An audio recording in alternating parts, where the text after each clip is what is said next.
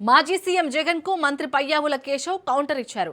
రాష్ట్రంలో ప్రజాస్వామ్యాన్ని కూల్చేశారంటూ జగన్ చేసిన ఆరోపణలను మంత్రి తీవ్రంగా ఖండించారు.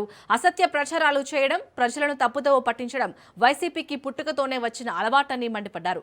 వైసీపీ అనేది ముమ్మాటికి గొడ్డలి పార్టీయేనని, రాష్ట్రంలో ఫ్యాక్షనిజానికి, నేరమే రాజకీయాలకు కేర్ ఆఫ్ అడ్రస్ వైఎస్ కుటుంబమేనని నిప్పులు చెరిగారు.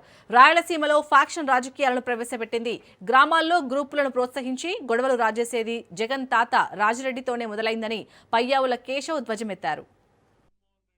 బెంగళూరు నుంచి వచ్చినప్పుడల్లా ఒక వింత కొత్త వాదనల్ని తెర మీదకు తెచ్చి వెళ్తా ఉంటాడు.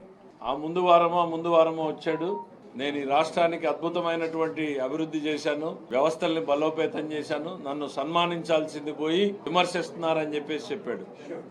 నిన్నటికి నిన్న ఆయన సెల్ఫ్ సర్టిఫికేట్ ఇచ్చుకున్నాడు.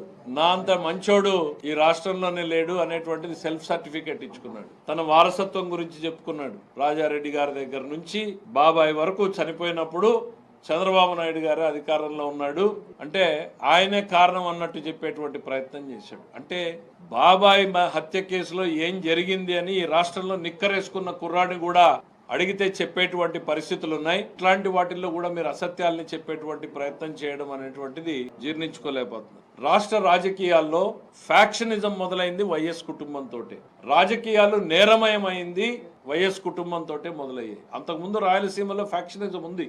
ఎప్పుడో టైం ఇమ్మెమోరియల్ చరిత్ర కాలం నుంచి కూడా ఫ్యాక్షనిజం ఉంది. అది కుటుంబాల మధ్యనో, వర్గాల మధ్యనో, ఆధిపత్య పోరుగానో, రకరకాల చారిత్రాత్మక కారణాలతో ఫ్యాక్షనిజం ఉంది. కానీ ఆ ఫ్యాక్షనిజానికి రాజకీయానికి ఎప్పుడు కూడా జోడించినటువంటి సందర్భాలు లేవు. రాజకీయ నాయకులు ఎవరున్నా కూడా ఫ్యాక్షనిజానికి దూరంగా అదొక లా అండ్ ఆర్డర్ ఇష్యూగానే చూసేటువంటి వాళ్ళు. రాజశేఖర రెడ్డి ఫ్యామిలీ రాజకీయాల్లో మొదలు పెట్టిన తర్వాత రాజారెడ్డి గారు క్షేత్రస్థాయిలో తనకున్నటువంటి రాజ్యాధికారాన్ని అడ్డం పెట్టుకుని ఈ ఫ్యాక్షనిజాన్లో గ్రూపులు